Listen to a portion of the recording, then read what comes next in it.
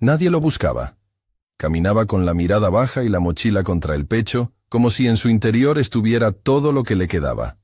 Unos pantalones raídos, una camiseta que olía a polvo y a humo apagado, una pequeña bolsa con migajas escondidas.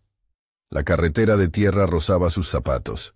El barro pegado formaba un mapa irregular que contaba las horas desde que se fue de la casa. Cada paso levantaba un olor húmedo a cielo y tierra que lo hacía sentir pequeño, como si el mundo entero fuera demasiado grande para sostenerlo. Santiago tenía 9 años y la habilidad de hacerse invisible cuando era necesario. Había aprendido a reducirse en silencio, a ocupar el menor espacio posible, desde la tarde en que su padre dejó de contestar las preguntas con una sonrisa. Antes de eso, la casa, aunque no era rica, tenía ruidos confiables. La radio por la mañana, la cuchara golpeando el borde del tazón, el rumor de la llave que cerraba la puerta. Ahora, la casa que lo conocía como hijo estaba poblada por pasos que lo empujaban hacia afuera. La voz de la mujer nueva, ordenando que se fuera, un gesto que no admitía réplica. La palabra que quedó flotando en la cocina fue más concreta que cualquier grito. «Vete». La mochila colgada de un hombro, Santiago caminó sin destino hasta que la tierra le presentó una sombra.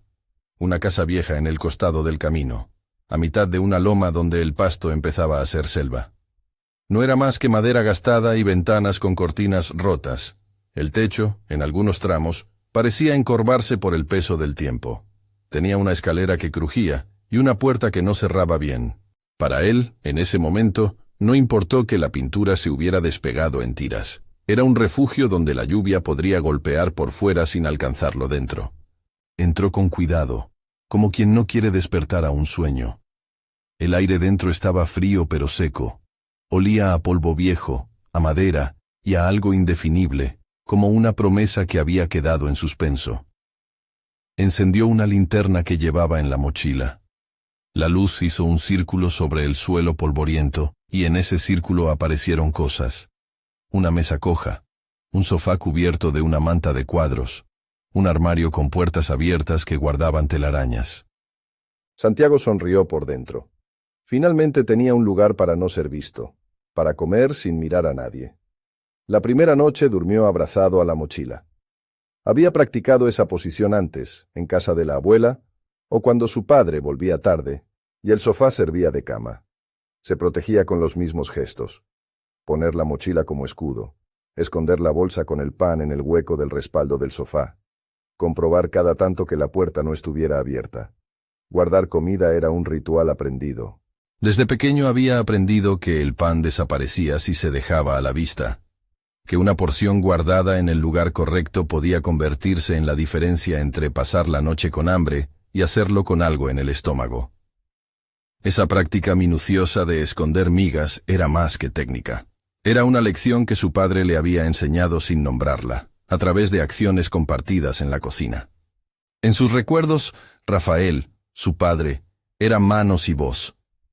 Rafael humedecía la harina y hablaba en voz baja mientras enseñaba a Santiago a amasar, con la paciencia de quien tiene todo el tiempo del mundo.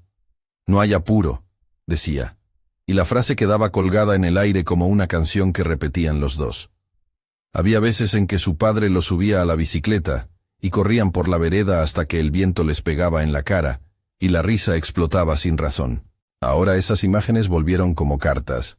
La bicicleta inclina, los pies que tocan el pedal, la mano firme que no suelta. Eran pequeños regalos que él guardaba en la mochila junto a las migas. Los primeros días en la casa antigua pasaron entre horarios que inventó para sobrevivir. Al amanecer salía a buscar agua en un jarrito que encontró en la cocina. En las tardes recogía leña caída para encender un fuego chico en el fogón de la estufa. Había que racionar el pan escondido. A veces comía una miga, otras una cucharada de arroz que había quedado en un frasco. Aprendió a vivir con fragmentos de saciedad. El hambre era una compañía que lo enseñó a medir los tiempos. No devorar, no arriesgar, esperar el momento en que el cuerpo aceptara menos y el corazón no se quitara la costra de la desesperación. Por las noches, cuando la casa crujía y la soledad se hacía más visible, salía a la puerta y miraba el camino. Las estrellas eran finas y cortaban la oscuridad como si alguien las hubiera llevado con una aguja. Miraba hacia el norte y a veces intentaba buscar el humo de su barrio, la silueta de su calle, la torre de la iglesia, cualquier cosa que lo anclara a una vida que parecía haberse alejado. A veces encontraban consuelo las cosas pequeñas, el sonido de un perro que ladraba a lo lejos, la luz de una casa con ventana encendida, un tren que pasaba y dejaba un estallido sordo. Cada señal le daba la sensación de que el mundo seguía en su lugar, aunque él hubiera sido empujado fuera. La ciudad no estaba lejos, pero Santiago aprendió a evitar sus plazas y sus esquinas. Le daba miedo que alguien lo reconociera o que la mujer que lo había echado lo viera de nuevo como una molestia. Se había acostumbrado a observar desde el margen, mirar sin ser visto, escuchar sin interrumpir. Eso lo protegía y, al mismo tiempo, lo aislaba. Tenía amigos invisibles, nombres que conservaba en su cabeza, voces que recordaba con cariño, como la de su padre al decir buenas noches. Estas voces eran un consuelo que no exigía respuesta. Un mediodía, después de una lluvia fina que dejó la tierra con un brillo mojado, decidió recorrer la casa para ver si había algo más útil. Encontró una chimenea tapada con ceniza seca y detrás de una tabla suelta, una caja pequeña con objetos viejos, fotos arrugadas, una servilleta con letra casi borrada, un lápiz. Entre las fotos, una mostraba a una familia. Un hombre sonreía con el brazo alrededor de una mujer y a su lado, un niño pequeño con los ojos de Santiago. Miró la foto y reconoció algo extraño. La mandíbula del hombre, la curva de la sonrisa, un parecido que le hizo apretar el pecho. Guardó la foto en el bolsillo con la misma delicadeza con la que se guarda un tesoro. Cuando la necesidad de comida se volvió más aguda, Santiago dejó de trabajar con migas y comenzó a intentar conseguir algo más sustancioso. Iba hasta la bodega del pueblo y observaba. Aprendió a hacer pequeños favores. Recoger una bolsa que se le caía a una señora, atar el perro de alguien por un instante. Eso le daba oportunidades para intercambiar trabajo por pan. Nunca pidió caridad. Ofrecía ayuda con la misma dignidad con la que su padre le había enseñado a sostener una puerta abierta. Agradecía y se iba con un trozo envuelto en una servilleta. A veces regresaba a la casa con la sensación de haber cometido un pequeño crimen por robar una sonrisa y un pedazo de pan, pero también con la sensación de que aún existía solidaridad en el mundo. En una de esas tardes, mientras colocaba la servilleta con pan entre las tablas del sofá, sintió un ruido en la calle. No era el paso común de vecinos. Era un motor, primero lejano, luego más cercano. Una camioneta se aproximó por el camino, levantando pequeñas nubes de polvo que flotaron como fantasmas. Santiago observó desde la ventana rota. Vio la camioneta detenerse frente a la casa y a una mujer bajando de ella con cautela. Llevaba un abrigo que olía a ciudad y una bolsa de cuero que le colgaba del hombro. Tenía el pelo recogido apresuradamente, gafas que le marcaban la frente y una mirada que no era de paso. Miró la casa con atención, como quien examina algo que quizá pueda volver a la vida. Santiago apretó el borde de la ventana con las yemas de los dedos. El corazón le dio un golpe rápido, no de miedo, sino de curiosidad que casi era esperanza. Se quedó inmóvil, queriendo adivinar qué hacía aquella mujer, si la casa estaba por venderse, si por fin alguien reclamaría ese lugar abandonado. No se atrevió a asomarse. La idea de que la mujer lo viera lo llenaba de vergüenza. ¿Y si le decía que se fuera? ¿Y si le preguntaba por su nombre y él no supiera qué responder? Ella sintió el silencio y miró de nuevo. Quizá porque algo en la ventana le devolvió una presencia. Bajó la mirada al porche y notó marcas de pisadas, huellas pequeñas en el barro. Se acercó y al poner la mano sobre la baranda, sus dedos se mancharon de tierra. No hizo un gesto de ira ni de sorpresa, sino de reconocimiento. Fue allí cuando cerró la puerta de la camioneta sin prisa y se acercó a la puerta principal con la calma de quien no tiene prisa por juzgar. Santiago, detrás del cristal roto, respiró con cautela. No movió la linterna. Observó cómo la mujer se acercó a la puerta sin forzarla.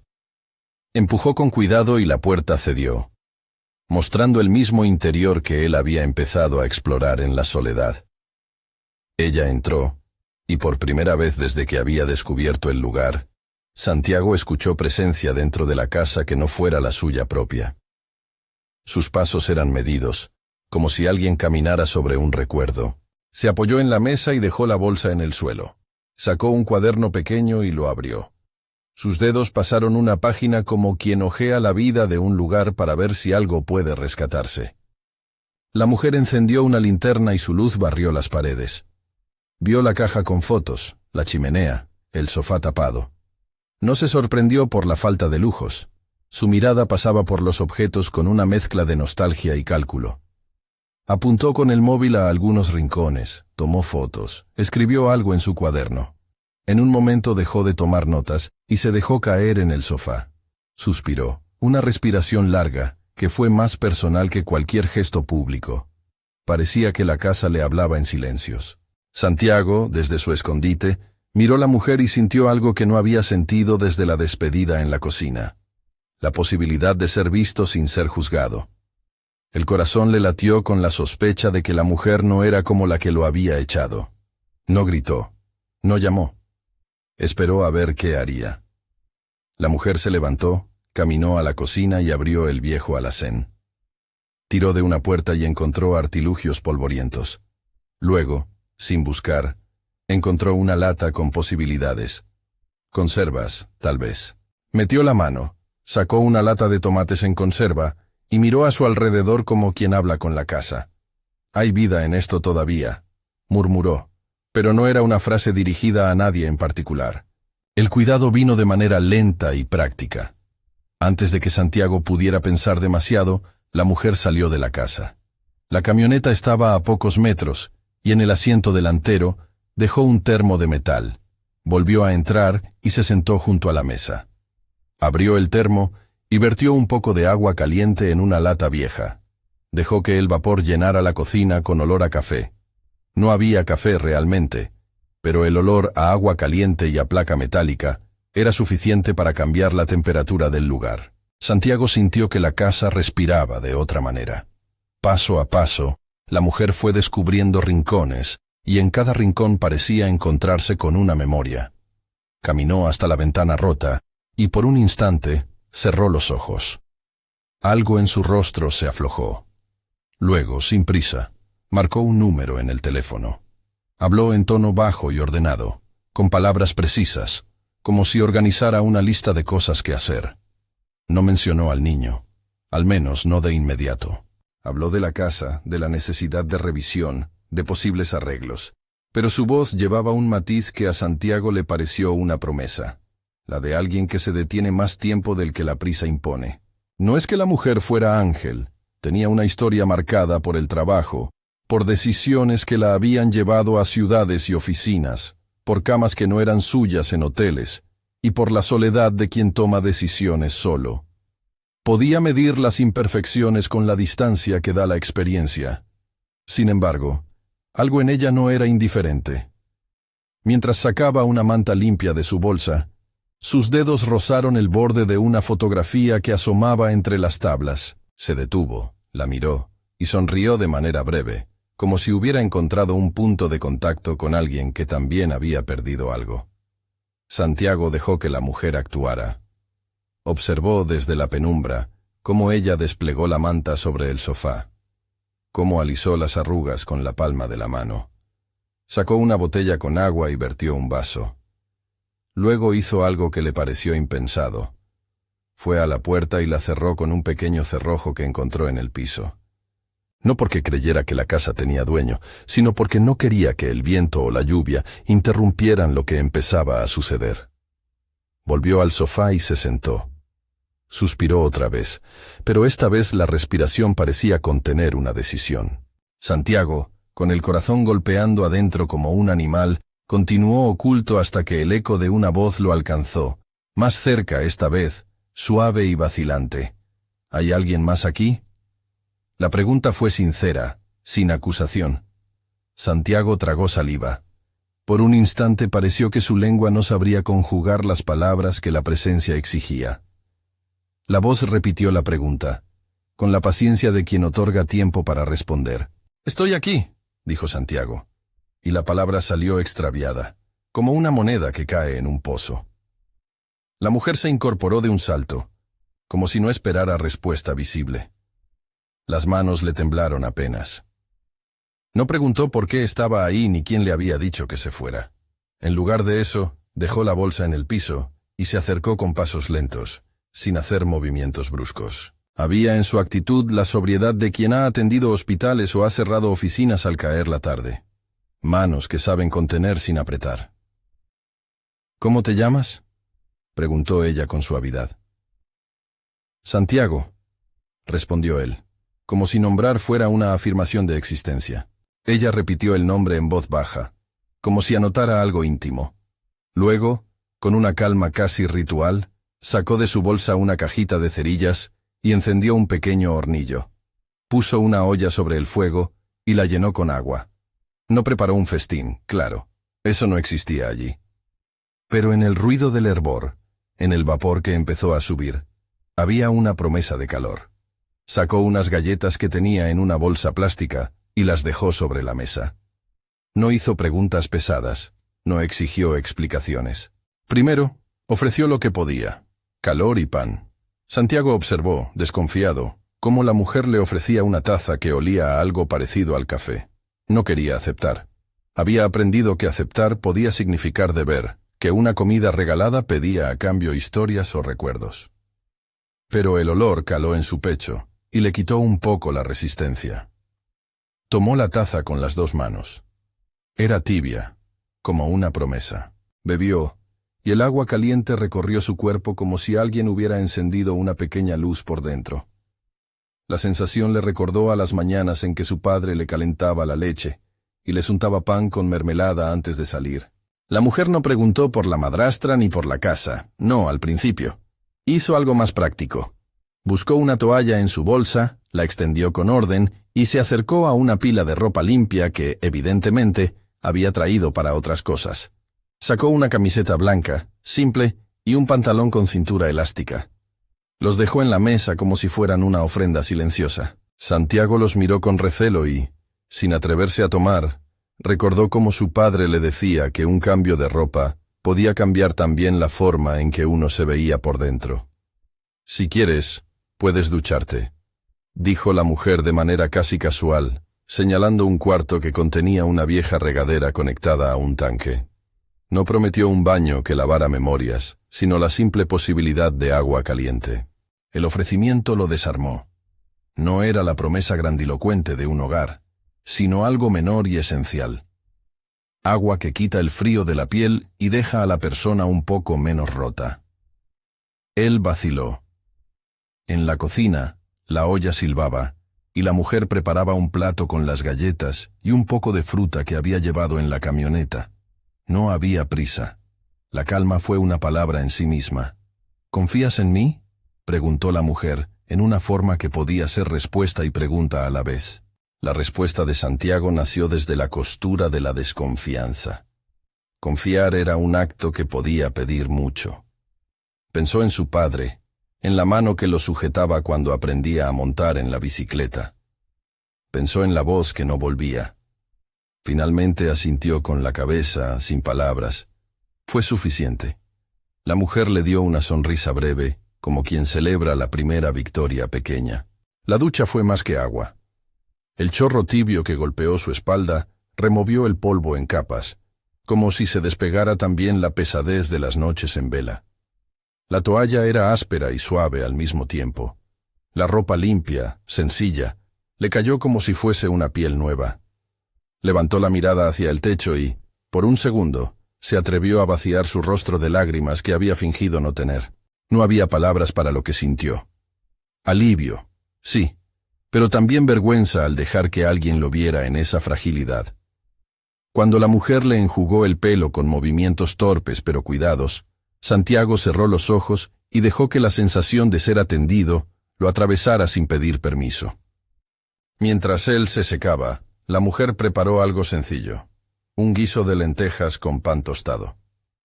El olor llenó la casa como un bálsamo. Sentarse a la mesa y masticar despacio fue un acto que empezó a devolverle una cierta confianza en los gestos cotidianos. La forma en que la mujer acomodó la comida, la manera en que le ofreció la taza para que se limpiara las manos. Todo era orden y paciencia. No hubo preguntas que dolieran. No hubo compasión que humillara. Solo pequeñas decisiones que reparaban como parches: agua, comida, ropa. Después de comer, la mujer se sentó y le preguntó, con amabilidad y firmeza, cómo había llegado hasta allí, quién le había dicho que se fuera. Santiago respondió con fragmentos: la muerte de su padre, la mudanza de la mujer nueva a la casa, la orden de salir. No añadió reproches. Su relato era sencillo, casi una lista de hechos. La mujer escuchó sin interrumpir. A veces asentía, otras veces miraba al vacío. No era impasible. Había en su mirada un lugar donde la pena de otro cabía sin ocuparla totalmente. ¿Tienes a alguien a quien llamar?, preguntó ella cuando él terminó. ¿Alguna persona que pueda saber dónde estás? Santiago negó con la cabeza. No tenía números, ni direcciones, ni certezas. Su familia, en su sentido habitual, se había vuelto un mapa de ausencias. La mujer se quedó pensativa. Se pasó la mano por el pelo y suspiró. Luego dijo algo que, en otro contexto, hubiera parecido una propuesta ligera. Puedes quedarte aquí unas noches mientras veo qué hacer. La frase abrió una posibilidad que era peligrosa y salvadora a la vez. Estar en la casa sin esconderse era un paso. Pero quedaba la pregunta de qué vendría después. La mujer parecía ofrecer una continuidad temporal. Unas noches, que no resultaba en una promesa definitiva. Eso era tal vez lo honesto, ninguna gran solución, solo un respiro. Santiago aceptó porque no tenía alternativa mejor.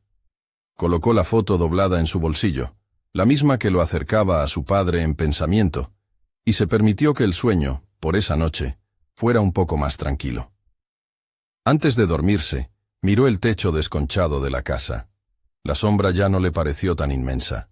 Había una taza vacía en la mesa, el abrigo de la mujer colgado en una silla, la linterna en la mesita, y en el bolsillo del sofá, la bolsa con las galletas. Todo eso era evidencia de que alguien había decidido tomarse la molestia de detenerse. A la mañana siguiente, la mujer estaba en la puerta cuando él bajó las escaleras. Llevaba un sobre en la mano y unas llaves que brillaban con la última luz. No pronunció grandes discursos. Le ofreció un pan envuelto en papel y por un instante, sus ojos se suavizaron. Voy a encargarme de ver si esta casa tiene futuro, dijo. Pero antes quisiera saber si aceptas que venga un trabajador social a conversar. Es un procedimiento normal cuando hay niños solos. No es para asustarte, es para ayudarte. Las palabras traían de vuelta la realidad con su lenguaje administrado. Santiago frunció el ceño. Había oído la frase «trabajador social» antes, en programas de la televisión, en libros que nunca leyó. No le gustan las instituciones frías, ni las preguntas con formularios.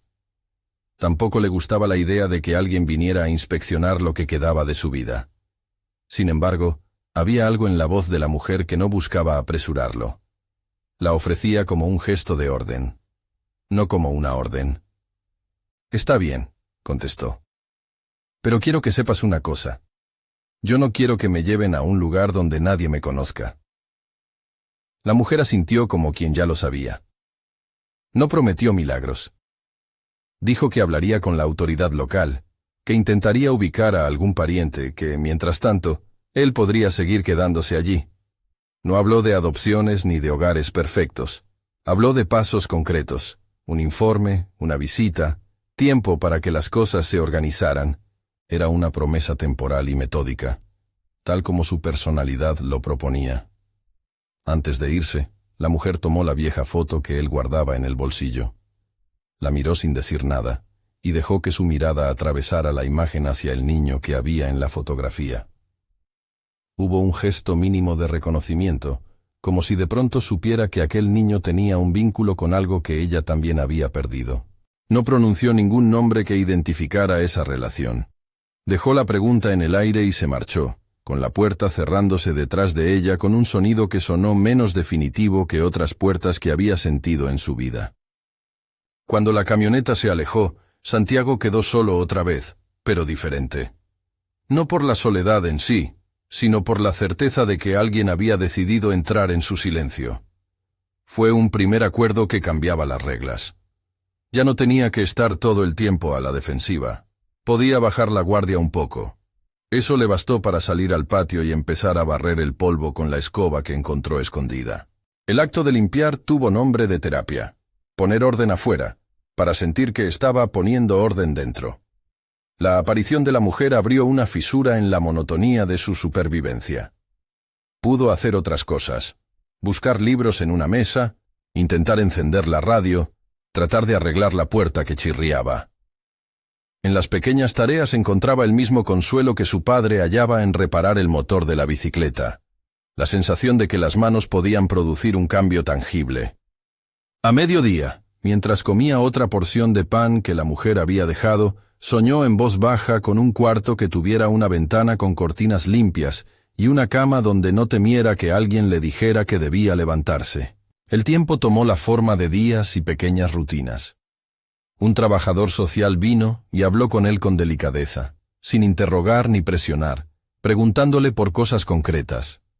Su edad, la escuela, las personas que conocía. Le explicaron que había reglas, pasos que tomar, papeleo que llenaba los huecos con tinta. Le aseguraron que no lo colocarían en un lugar sin antes hacer todo lo posible por localizar parientes cercanos. Fue un alivio oír la palabra parientes. Tenía la sensación de que esa palabra contenía puertas que podían abrirse o no. Cuando preguntó por su madrastra, recibió una respuesta administrativa, que era parte de los interesados en el tema, que su situación podía complicarse por la falta de documentación. No hubo dramatismo, solo procedimientos. Durante esas semanas, la mujer aparecía con cierta frecuencia. A veces venía con bolsas llenas de ropa, otras traía comida, a veces simplemente se sentaba en el sofá y miraba la casa. Había algo en su modo de estar que no forzaba las cosas. Cuando lo invitó a subirse al asiento de la camioneta para ir a la ciudad a realizar algunos trámites, Santiago vaciló. Subirse a un vehículo de adulto siempre implicaba riesgos, que lo llevaran a otro lugar, que lo pusieran en manos que no conocía. Pero la camioneta olía a goma y a algo neutro. La mujer le ofreció un asiento y una manta, y por primera vez en mucho tiempo, él aceptó un desplazamiento no impuesto. El viaje a la ciudad fue una serie de imágenes nuevas que se anudaron en su memoria. Edificios altos que le hicieron cosquillas en la garganta, semáforos que cambiaban color, gente con prisa que no se detenía a mirar la camioneta. La mujer hablaba al teléfono mientras él observaba.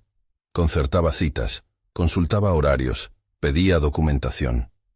No decía la palabra hermano ni familia, pero a veces, en una frase que rompía lo rutinario, nombraba un pueblo que le resultó familiar en los mapas que su padre abría en las tardes lluviosas. Santiago lo reconoció por una curiosidad que no supo explicar. Cuando llegaron a una oficina, donde la gente revisa papeles y cuenta historias, Santiago sostuvo la mirada de la mujer. No había promesas grandiosas, solo un compromiso con el orden.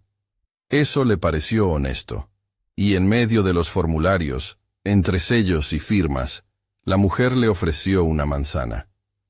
Él la mordió despacio, y la dulzura le recordó la mermelada de su padre.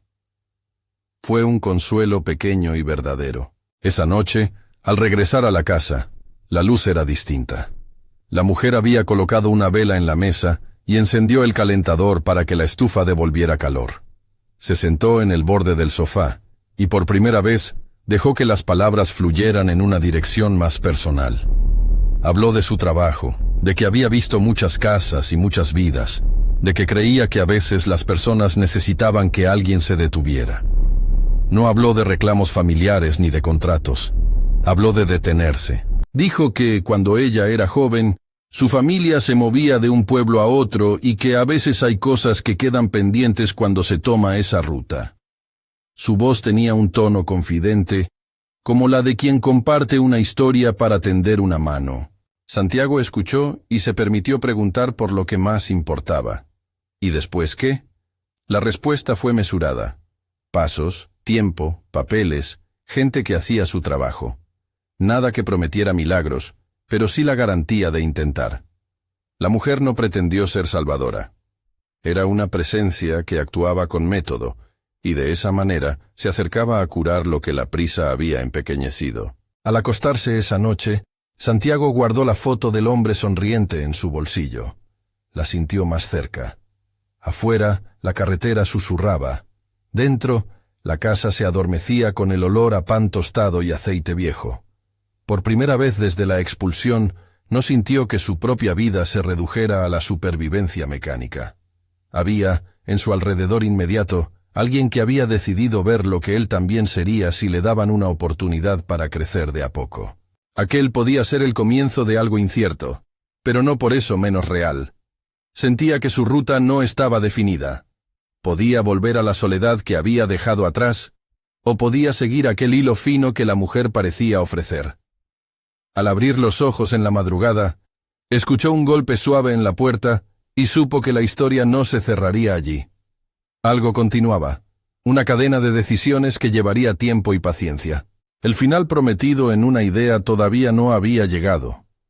Lo que acontecía, en cambio, era la maquinaria lenta de la reconstrucción.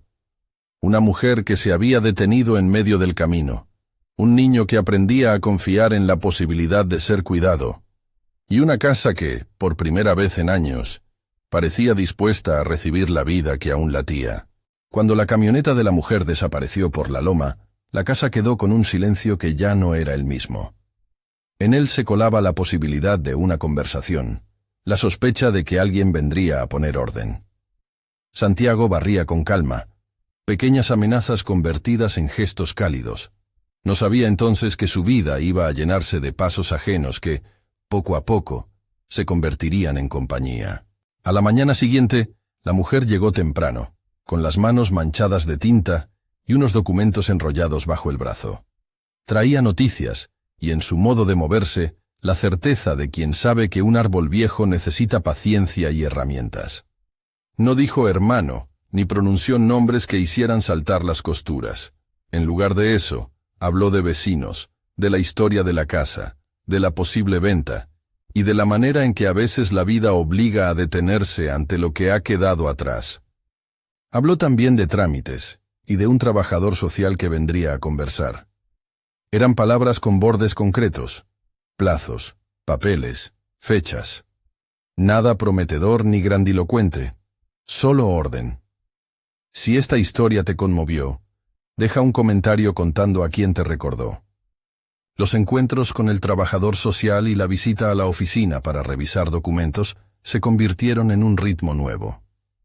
Santiago aprendió a sentarse a una mesa llena de folios, a mirar rostros que tomaban notas y a decir su nombre en voz clara. Contestó preguntas sencillas sobre la escuela, sobre el último cumpleaños que había celebrado, sobre la casa en la que vivía antes del cambio. A cada respuesta correspondía una leve censura administrativa y una promesa formal. Averiguaremos parientes, haremos un informe, habrá evaluaciones. Fue en una de esas tardes, cuando el sol se pegaba a los vidrios y la casa olía a pan caliente, que la mujer llegó con 2 personas. No eran agentes del Estado ni hombres de negocios de ciudad. Eran una pareja que sonreía con la calma de quien no tiene prisa por hacer ruido. Ella, Lucía, llevaba en la mirada la ternura de alguien que ya había decidido amar a medias y quería amar entero. Él, Marcos, sostenía en las manos una caja con libros para niños y una bicicleta desarmada. Traían a su lado a 2 niños que corrían alrededor del porche. Mateo, de 7 años, con las rodillas siempre marcadas de tierra, y Sofía, de 5, con trenzas que saltaban como banderas. La presentación fue breve y sin poses. La mujer que había encontrado la casa habló primero, habló de la situación, de que había encontrado a un niño viviendo allí, de que el proceso debía seguir su curso. Lucía y Marcos escucharon, al principio desde la prudencia. No vinieron a salvar ni a juzgar. Venían porque la casa les interesaba, porque imaginaban convertirla en hogar, y por una mezcla de razones personales y prácticas, sentían que no podían ignorar la presencia de un niño entre sus tablones. «Si esta casa está en venta», dijo Lucía en voz baja, No queremos que nadie salga perjudicado. Queremos saber cómo ayudar. No era caridad ni oportunismo. Era una pregunta con manos. Marcos dejó la caja de libros sobre la mesa y se agachó para hablar con Santiago, con la misma altura de quien sabe que las palabras pequeñas suelen ser las más importantes. ¿Te gusta leer?, preguntó él, evitando frases grandilocuentes. Santiago, que aún no confiaba del todo, se encogió de hombros. Mateo y Sofía se acercaron sin timidez. Sofía le ofreció una galleta, Mateo le mostró su cicatriz de rodilla como una medalla. Al principio hubo silencios cortos, miradas calculadas, la evaluación mutua de territorios. Pero también hubo una pelota que rodó desde la vereda hasta las manos de Santiago, y con ese simple roce, una frontera se desdibujó. Las conversaciones entre los adultos se dieron con naturalidad. Lucía y Marcos explicaron que, si compraban la casa, querrían hacerla habitable y segura, que tenían interés en que quien viviera allí no quedara en la calle, que por su trabajo y por su historia, querían intentar formar un hogar donde hubiese espacio para todos. No eran palabras huecas. La pareja mostró cartas de recomendación, constancias de empleo, y la forma en que planeaban integrar a un niño a una familia que ya tenía 2 hijos, fue expuesta con paciencia. Lo que ninguno dijo de inmediato fue la otra verdad. A veces las familias se forman por decisiones tomadas con lentitud y por la concordancia de impulsos pequeños. Para Santiago, la idea de una familia nueva era un territorio extrañísimo. Su percepción de familia estaba compuesta por la voz de su padre, por la cocina con el olor a harina, por la puerta que ahora le impedía regresar. Era fácil fantasear con la posibilidad de pertenecer, y a la vez, imposible no pensar en la costura que debía hacerse para que esa pertenencia no se rasgara. Un día, mientras Lucía y Marcos conversaban con la mujer que lo había encontrado sobre planos y presupuestos, ésta dejó escapar algo que pareció un tropiezo. Mencionó un apellido, y al pronunciarlo, dejó caer una pieza que luego encajaría con brutal suavidad. La palabra fue una llave, el apellido de su familia. Santiago, que pasaba por la cocina, escuchó sin querer. Había un ruido en su pecho, como si una puerta que no sabía que existía se hubiera entreabierto. Poco después, Elena volvió a la casa con una carpeta más gruesa. En su interior, cartas antiguas, actas cuidadosamente guardadas, fotografías con fechas gastadas. Había pasado semanas buscando en archivos, llamando a parientes, siguiendo rastros que la recordaban niña en una casa llena de voces. Elena había llevado la vida de quien aprende a contener el duelo con agenda y trabajo. Cuando pronunció el apellido de Rafael, lo hizo con la mezcla de incredulidad y alivio de quien por fin sigue una pista. «Rafael», murmuró. «Era mi hermano». La frase cayó en la mesa y alteró la geografía del lugar. No fue una revelación televisiva, con gritos y flashazos. Fue, en cambio, un movimiento lento, como la puesta en marcha de una maquinaria que había estado inactiva por años. Elena explicó que, cuando era joven, la familia se había dispersado, que hubo discusiones, distancias, decisiones que dejaron heridas que se cubrieron con la costra del tiempo. No contó culpas con dramatismo. Contó hechos con la mezcla de culpa y asombro de quien se enfrenta a lo que no supo evitar. Santiago observó a Elena con una mezcla de extrañeza y curiosidad. La mujer no le pedía perdones dramáticos, mostraba algo mucho más complejo, la constancia de quien había salido a reparar algo que durante años creyeron inservible. Sacó una foto de su cartera. En ella, 2 jóvenes sonreían en un patio. Señaló al hombre y dijo el nombre que Santiago ya guardaba no como rumor, sino como origen: Rafael. La voz de Elena tembló en el momento en que sus dedos recorrieron la fotografía, y en esa temblorosa certeza, aquello que hubo sido ausencia empezó a transformarse en posibilidad de encuentro. La verdad no borró los meses de abandono, ni la frialdad de la mujer que lo había echado. No convirtió en ingrávida la memoria de la única casa que había sido su refugio. Pero puso nombre a un dolor que, hasta entonces, no tenía palabra. Elena pidió tiempo y ofreció cuidados. Dijo que había llegado tarde, que lo sabía, y que aún así quería intentarlo. Fue una confesión que no buscó absolución inmediata, sino un camino. Una serie de pasos que incluirían encuentros con parientes, revisiones documentales y, si todo encajaba, un proceso legal para reconocer parientes y evaluar qué era lo mejor para Santiago. Lo siguiente vino con la paciencia de los papeles. Llamadas, entrevistas con servicios sociales, la aparición de un expediente donde, por primera vez, el apellido de su padre aparecía junto al de Elena. Le pidieron a Santiago que describiera a su padre. Habló de las manos de Rafael, de las mañanas de harina y de las carreras en bicicleta. Sus palabras fueron pequeñas piedras que, juntas, formaron un mapa que Elena recorrió con los ojos cerrados una noche en que la casa quedaba en silencio. La pareja, Lucía y Marcos, se convirtió en un puente práctico. Al principio la relación fue de corresponsabilidad.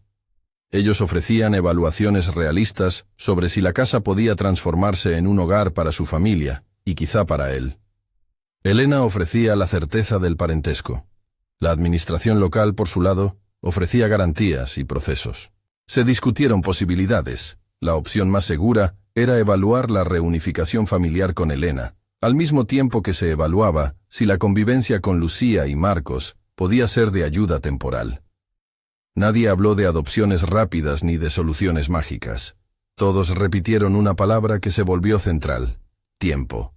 Durante los meses siguientes, la vida se organizó como una costura a mano, puntada a puntada. Hubo jornadas de pintura donde el olor a esmalte invadió la casa, y con él apareció algo parecido a la esperanza. Vecinos ofrecieron tablas, un carpintero prestó herramientas, y el sonido de los martillos fue la percusión de una nueva rutina. Santiago, que al principio observaba con timidez, empezó a participar. Pasó de barrer a entregar clavos, de mirar las manos ajenas a sostener una lija. Descubrió que sus manos podían transformar lo que antes solo servía para esconderse. Elena, que no había sabido qué hacer durante años, se arremangó como si el trabajo físico pudiera lavar la culpa. No dijo mucho sobre aquello que la había separado de su hermano. Dejó que las tareas hablaran por ella. Mientras limpiaba una habitación, encontró debajo del suelo una caja con herramientas que pertenecieron a Rafael. Una llave inglesa gastada, una navaja, una libreta con anotaciones sobre la bici y recetas de masa. Para Santiago, esos objetos eran reliquias que le confirmaban la consistencia de su pasado. Los sostuvo con respeto, como quien sostiene la mano de alguien ausente. Mientras la casa se arreglaba por fuera, dentro ocurrió la verdadera reconstrucción. La creación de una rutina de comidas conjuntas, de noches donde se leía antes de dormir, de tardes en las que Mateo le enseñaba a lanzar la pelota con dirección. Sofía le regaló una muñeca de trapo en la primera Navidad, que la casa quiso celebrar. La muñeca olía a lavanda y a hilo nuevo. Los pequeños gestos cotidianos, un segundo plato ofrecido sin alardes, una canción que se canta mientras se friega el piso, se empezaron a hacer cargo de lo que los papeles no podían sanar. No todo fue avance lineal. Hubo retrocesos que recordaban que la confianza no es un camino recto. Una tarde, después de meses de avances, Santiago se encogió cuando la figura de la madrastra apareció frente a la casa. No hubo gritos, solo un intercambio de palabras cortas y una expresión que no buscaba reconciliación. La mujer que lo había echado reclamó algo burocrático, documentos, explicaciones. Su frialdad no se convirtió en monstruo. Fue, en el mejor de los casos, la manifestación de una decisión firme. Elena habló con calma, ofreció la información que le habían pedido, y cuando la madrastra se fue, la casa exhaló como quien ha esquivado una tormenta mayor. Esos momentos mostraron la fragilidad de la tregua. Un recuerdo, una visita inesperada, la mención de una obligación legal podían hacer tambalear la paz que se iba construyendo. Santiago tuvo noches de insomnio. Despertaba con la sensación de que algo iba a ser arrebatado de nuevo. Hubo días que evitó mirar la foto de su padre por miedo a que la nostalgia le volviera la costra sobre el corazón. Pero por cada retroceso existió un gesto que devolvía la calma. Una cena compartida, la voz de Lucía diciéndole que podía contar con ellos, una sesión con la psicóloga que le ayudó a poner nombre a emociones que antes eran nubarrones sin forma. Las sesiones con el psicólogo fueron breves y concretas. No se trataba de diseccionar su vida en nombre del progreso. Era, más bien, una brújula para entender reacciones. ¿Por qué retirarse cuando alguien ofrecía un abrazo? ¿Por qué guardar pan como si la comida fuera un contrato? ¿Por qué temer a los cambios? Santiago tenía 9 años y la madurez de quien ha aprendido a cuidarse solo. En la consulta, dijo cosas pequeñas, que a veces la noche le recordaba las voces que se callaron, que una mano que lo seca después del baño le parecía tan extraña y necesaria que le daban ganas de llorar. El psicólogo asintió, le dio ejercicios simples para hablar cuando sentía miedo y coordinó un plan para que él pudiera empezar la escuela en el barrio sin que el cambio fuera abrupto. La escuela fue otra prueba de fuego. Al principio, prefería ir a clases donde nadie lo conociera. Le asustaba el rumor de la lástima. Pero Mateo y Sofía actuaron como puentes. Mateo le enseñó a saltar la cuerda, a responder a las burlas con palabras cortas, a fingir que no dolía. Sofía le tomó la mano en los recreos, lo presentó a sus amigas con la seguridad de quien incorpora naturalmente a alguien como propio. Fue un proceso. Algunos niños preguntaban, otros miraban con distancia, pero al final, la cotidianeidad derrotó la curiosidad. Los papeles avanzaron con la lentitud de los procedimientos públicos.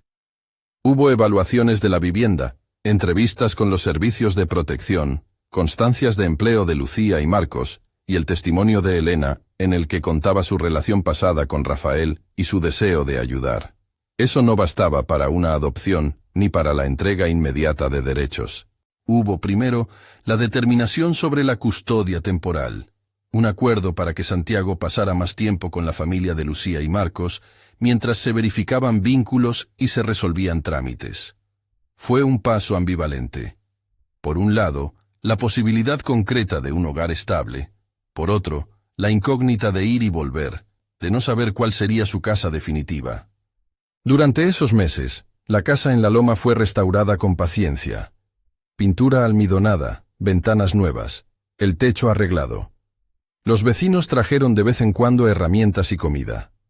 En uno de esos días, al quitar un viejo armario, encontraron cartas que Rafael le había escrito a alguien que perdió contacto hace años. Eran misivas pequeñas, con tinta corrida por lluvia, donde hablaba de proyectos, bicicletas y un deseo simple, que los suyos estuvieran bien. Para Santiago, leer aquellas palabras fue como recibir la voz de su padre transcribiéndole confianza desde el pasado. En la pared recién pintada, la caja con las herramientas recuperadas volvió a tener un lugar. Eran gestos que, sumados, devolvían sentido a la memoria. Lucía y Marcos, por su parte, vivieron su propio proceso de adaptación. La pareja no se lanzó a la paternidad por impulso.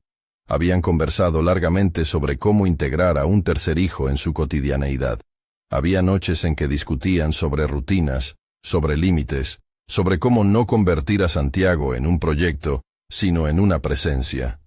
Mostraron temores, que la adopción no fuera aprobada, que el niño empequeñeciera por la exposición, que las heridas no cerraran. Pero su constancia fue el motor de la confianza. Aparecieron en momentos difíciles, ayudaron con tareas escolares, inventaron pequeños rituales nocturnos que a Santiago le empezaron a gustar.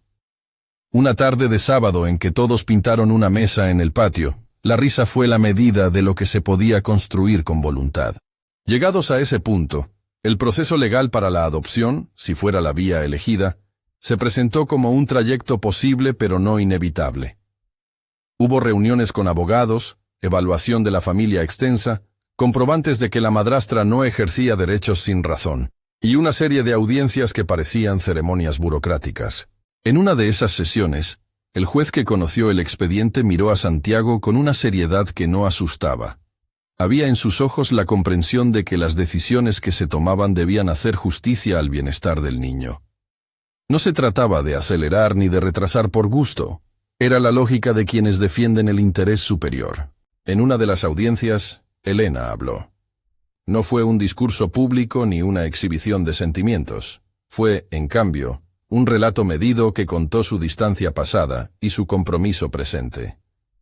Admitió errores sin teatralidad y explicó su voluntad de asumir un rol en la vida de Santiago. La sinceridad del testimonio, más que las cartas o los papeles, fue el argumento que ablandó a más de uno. En esa sala, las miradas se entrecruzaron, y por primera vez desde la muerte de Rafael, su nombre no flotó como ausencia, sino que empezó a tejer una red nueva. Mientras las resoluciones administrativas iban y venían, la vida cotidiana siguió acumulando escenas pequeñas que con el tiempo se volvieron gravitacionales. El olor de la cena los jueves, la voz de Mateo leyendo en voz alta, la manera en que Sofía corría a despertar a Santiago si una tormenta lo despertaba asustado. Hubo una vez en que, en medio de la noche, Santiago despertó con la sensación de que lo iban a dejar otra vez. Se levantó y fue a la cocina, donde encontró a Elena preparando té. Ella lo abrazó sin preguntas, y por primera vez, él no midió el afecto. Lo aceptó. El día que la resolución judicial llegó, fue una mezcla de alivio y silencios. No se trató de una sentencia extraordinaria, sino de la confirmación de un proceso que había tomado meses de orden, evaluación y encuentros. Tras varias firmas y visados, las autoridades confirmaron que la familia propuesta por Lucía y Marcos contaba con las condiciones para iniciar un proceso de adopción formal y que Elena, como pariente, debería ser considerada en la red de apoyo. No fue el final, sino un hito. Hubo lágrimas contenidas en la mesa de la cocina, abrazos que se dieron sin aspavientos, y la sensación de que, por primera vez, las piezas se movían en la dirección del bienestar. Después de tanto trajín administrativo, llegó la última pieza, una visita domiciliaria extendida, donde se evaluó la convivencia. El trabajador social observó cenas, rutinas de sueño, cómo se respondía a los miedos nocturnos. Pidió testimonios, charlas con la escuela y constancias de las actividades familiares. Lo que vio fue una casa que, lentamente, funcionaba como un hogar, platos compartidos, risas que se repetían, la bicicleta medio arreglada apoyada en la pared. Esas imágenes fueron parte del informe que, tiempo después, contribuyó a la decisión definitiva. La aprobación final no fue solo legal, fue social y emocional. Hubo, en el expediente, testimonios del vecindario, cartas de la escuela donde se hablaba del desempeño de Santiago en clase y recomendaciones de profesionales que trabajaron con el niño. Nadie dijo que todo estaba curado. Lo que se certificó fue que la familia reunida tenía las condiciones para ofrecer un entorno seguro y afectuoso, y que Elena, al reconocer su vínculo y comprometerse, ampliaba esa red de contención. Fue, en suma, una decisión que valoró la suma de cuidados. La celebración tuvo la calma de quienes no venden triunfos a la ligera. No hubo banquete pomposo, hubo una mesa larga en el patio, guisos sencillos, pan casero y un budín que Lucía trajo como símbolo. El vecindario apareció con tazas de mate y panes que se compartieron. Los niños corrieron hasta el límite donde el cielo parecía tocar la tierra. Santiago, por su parte, movía platos y servilletas, como si cada gesto fuera una reafirmación. Yo pertenezco aquí. En un momento, Elena se quedó un rato mirando la casa. Sus ojos se llenaron de algo que no era solo emoción, sino alivio. El peso de una culpa que había buscado redención a través de actos concretos se fue aliviando. En la fiesta, hubo un brindis sencillo. Marcos alzó una copa de jugo y dijo pocas palabras. Habló de la casa que dejó de ser solo madera para convertirse en lugar. Habló de decisiones que empiezan permitiendo reparaciones. Habló de la suerte de encontrarse con otras manos. Nadie celebró la perfección. Celebraron la posibilidad de seguir construyéndola. Con el paso de los meses, la casa transformada se convirtió en un mapa de recuerdos nuevos. La mesa del comedor tenía ahora marcas de colores que los niños pintaron una tarde de verano. En la pared colgaba la foto del padre enmarcada, respetada como parte de la historia que les había traído hasta allí. Santiago comenzó a practicar con la bicicleta. Al principio se caía y se raspaba las rodillas. Luego, con la paciencia de Rafael replicada en las manos de Marcos, aprendió a incorporarse y a seguir pedaleando. La primera vez que pudo completar la cuadra sin que nadie lo sostuviera, gritó de alegría. No era solo la bici, era la sensación de que sus pasos ya no eran para huir, sino para avanzar. No faltaron días en los que la nostalgia lo vencía. En jornadas de lluvia, abría la caja con las herramientas de Rafael y leía las anotaciones en la libreta.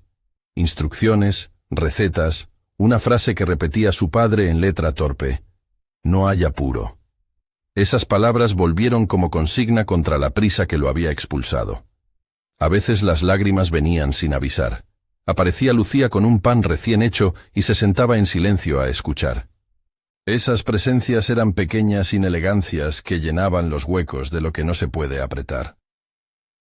Elena, por su parte, encontró en la casa algo que hacía tiempo no tenía: la posibilidad de reparar relaciones que su tiempo había erosionado. Comenzó a visitar a otros parientes, a reconstituir puentes que el orgullo había dejado colgando. No todo se arregló. Hubo llamadas sin respuesta, puertas que siguieron cerradas. Sin embargo, en la medida en que actuaba con constancia, el pasado dejó de ser un abismo inamovible y se transformó en un lecho sobre el cual se podía edificar algo nuevo. Hubo un día en que Santiago subió la escalera de la casa y, sin que nadie se lo pidiera, abrió la ventana que daba al camino. Miró la loma, el sendero de tierra que tantas veces había caminado para alejarse. Ahora el camino le parecía distinto, no porque hubiera cambiado en sí, sino porque él lo caminaba con otro peso.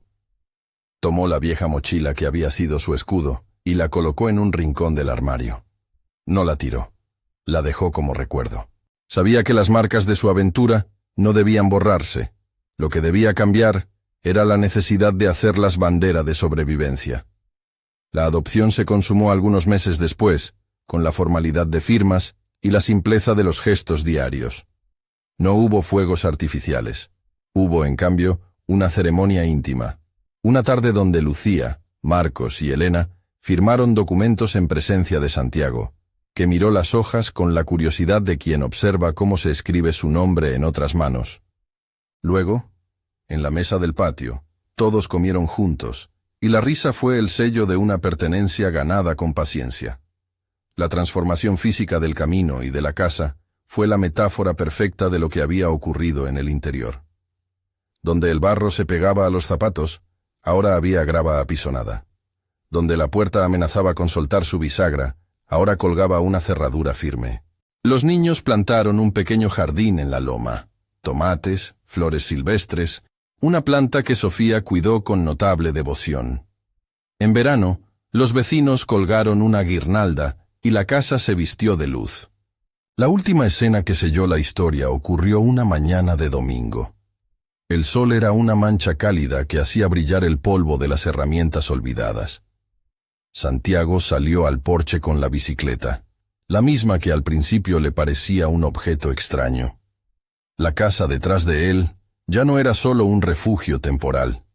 Era la casa en la que aprendió a quejarse sin ser tomado por un trámite, en la que fiestas sencillas transformaron lo desechado en digno. Elena apareció con una taza de té y se quedó a su lado. Lucía llamó desde la cocina que el almuerzo estaba casi listo y Marcos apareció con 2 sillas para que la conversación no se fuera a ningún lado lejano. Santiago miró la loma que lo vio llegar por primera vez.